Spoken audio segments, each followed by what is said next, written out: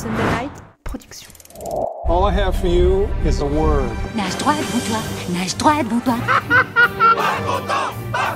Pourquoi refuse-t-elle d'être peinte? Ça va être très difficile. I love you, Joe. Tiens, c'est marrant, on me le dit souvent. I'm deadly serious. Harry Potter is dead! Bonjour à tous et bienvenue dans le questionnaire Spielberg de Clapement 5. Je m'appelle Aurélien Rapatel et j'ai le plaisir de vous retrouver pour un nouvel épisode enregistré depuis The House of Running à Paris. Je suis en compagnie d'une réalisatrice dont le film Ouvrir la voie a fait sensation en 2017. Elle revient justement dans les salles aujourd'hui même. Vous pouvez voir le film en salle actuellement, Une histoire à soi. Merci Amandine Gay d'avoir accepté notre invitation. Merci. Et d'être avec nous.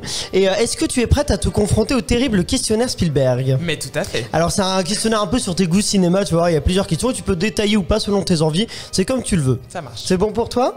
Alors allons-y avec la première question, quel est le premier film que tu as vu au cinéma? L'ours de Jean-Jacques Hano. Ah, et t'avais bien aimé? J'ai été traumatisé en fait. Ah, traumatisé, pardon, c'est très bien. C'était à quel âge? En tout cas, ça m'a donné une vision voilà, de la puissance du cinéma. Mais je devais avoir 7-8 ans et j'étais vraiment. Et voilà, ça la maman ours qui meurt. Enfin, moi je me disais pourquoi est-ce qu'on emmène des enfants voir ça quoi?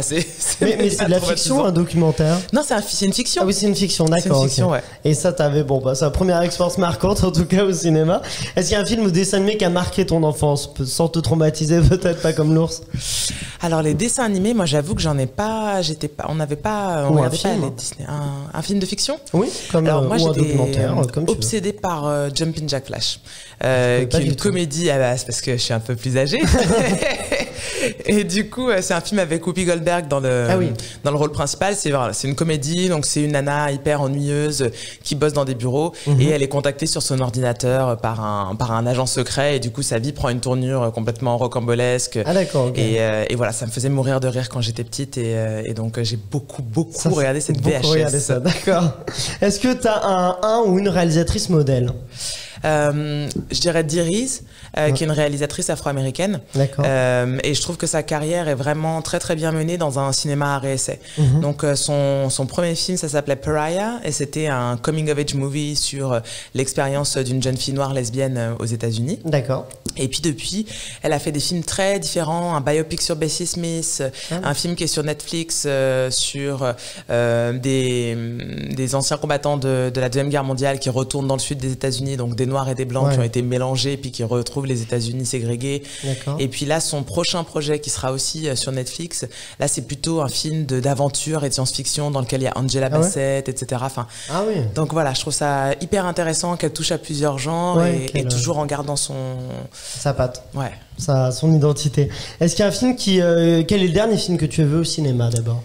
Petite Maman de Céline Sciamma. Et t'as bien aimé? J'ai beaucoup aimé, ouais. Ouais, j'ai vu qu'il plaisait bien. J'ai l'impression qu'après, j'ai mangé le nom, la Portrait de jeune fille en feu, ça a aussi bien plu au public ou en tout cas à ceux qui avaient aimé le portrait. Oui, parce que je trouve que c'est vraiment une exploration de l'enfance qui est très intéressante.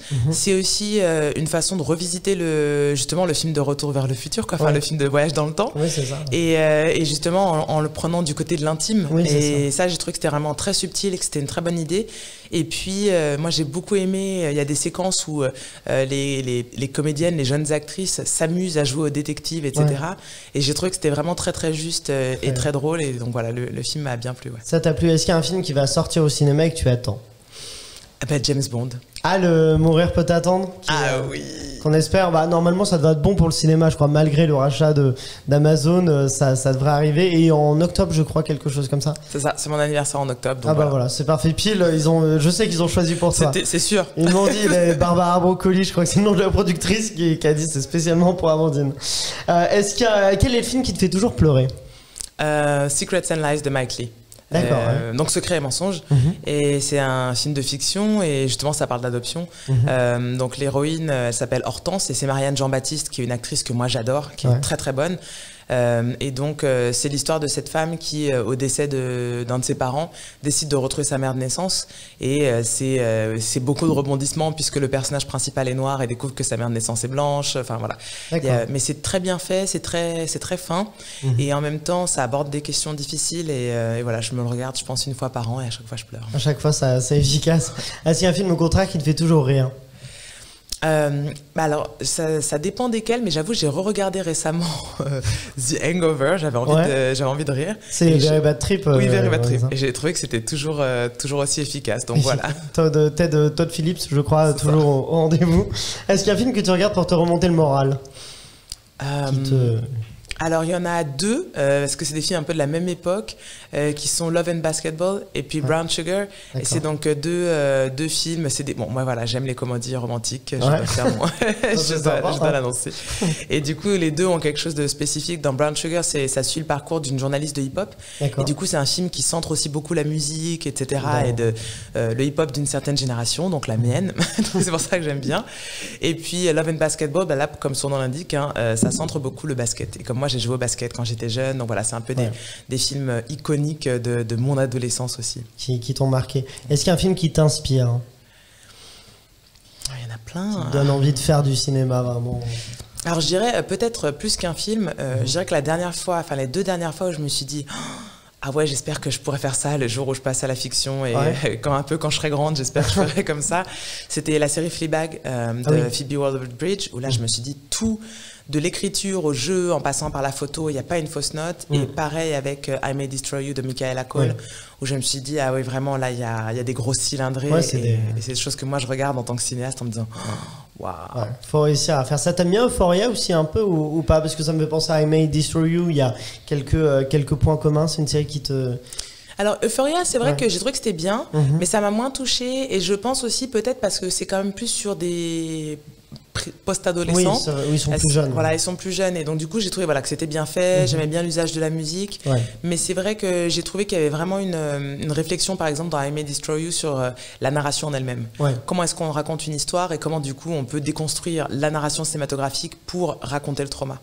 Et donc ça, j'ai trouvé qu'il y avait quelque chose de très, on va dire que c'est aussi une œuvre de maturité. Moi j'avais découvert comme tout le monde, je pense, Michaela Cole avec Chewing Gum sur Netflix, qui est très drôle, etc. C'est très pétillant. Mais I May Destroy You, c'est le moment où elle montre vraiment ce qu'elle a sous le capot, en termes d'écriture, de réalisation. Et puis les deux, c'est des personnes qui écrivent, réalisent et jouent dans leurs œuvres, ce qui est quand même pas donné à tout le monde non plus. C'est assez fort. Est-ce qu'il y a un film qui te donne envie de chanter? Alors moi j'adore les comédies musicales aussi. Donc est-ce qu'il y en a une en particulier qui... Plein, alors, et aussi les films musicaux. Donc par exemple, moi j'ai beaucoup regardé Dirty Dancing dans ma jeunesse, et je trouve que c'est très efficace. La BO, elle est absolument géniale. Même Chantons sous la pluie, moi c'est un film que j'aime toujours, même si voilà, ça a un côté daté, mais je trouve quand même que c'est chouette. Il vieillit pas, Chantons sous la pluie. C'est ça. Et donc il y en a plein, mais voilà, même Le Magicien d'Oz avec Michael Jackson, et la version avec Michael Jackson, Diana Ross, etc. J'ai dit oui, puis après Michael Jackson, je dis ah oui, c'est cette version-là, d'accord. Voilà, et ça c'est assez cool aussi. Donc voilà, il y en a plein, mais je pense à ces trois-là comme ça. D'accord, ok. Est-ce qu'il y a un film qui t'a traumatisé? Alors, en dehors de l'ours, de Jean-Jacques Hano, je dirais, comment ça s'appelle, Old Boy. Et en fait la trilogie Lady Vengeance. Alors après, d'un autre côté, ça m'a vraiment donné envie de m'intéresser au cinéma sud-coréen. Mais c'est vraiment des films où je me suis dit, le niveau de violence... C'est intense,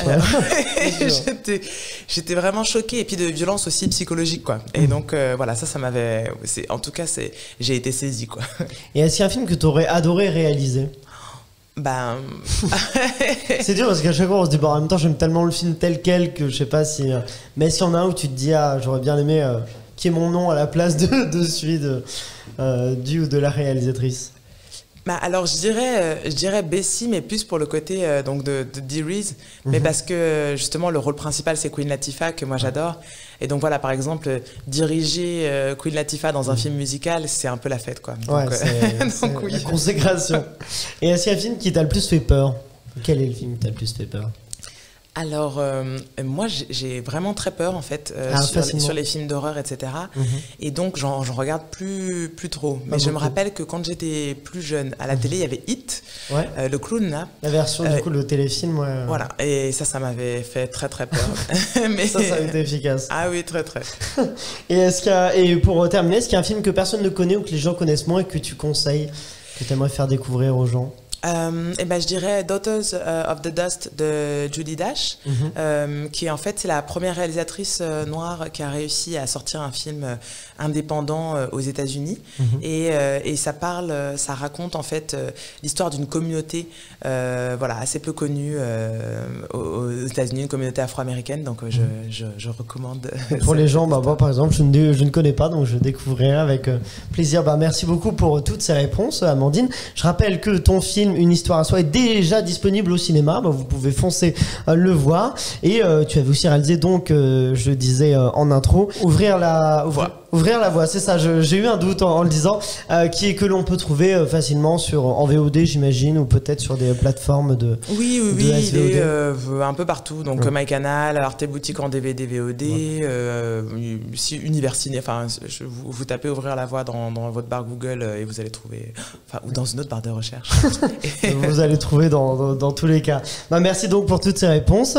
On te retrouve déjà, il y a ton interview qui est déjà disponible sur la chaîne de Clapement 5. Si vous voulez tout connaître donc de ce film-là, Une histoire à soi, et un peu de ton regard et de ta carrière, c'est donc déjà disponible en version filmée sur YouTube notamment. Voilà, pour ne rien louper, vous n'hésitez pas à vous abonner à cette chaîne YouTube Sunday Night Ciné-Série, activez la cloche pour découvrir tous ces épisodes. Vous pouvez aussi nous suivre sur Facebook, Instagram et Twitter avec le @clap5. Et puis voilà, merci à Pierre-Emmanuel et Guillaume de Sunday Night Productions, à Arthur qui réalise cette émission. Et bien sûr, merci à vous d'avoir écouté cet épisode. On se retrouve vendredi pour un nouvel épisode et d'ici là, retournez au cinéma.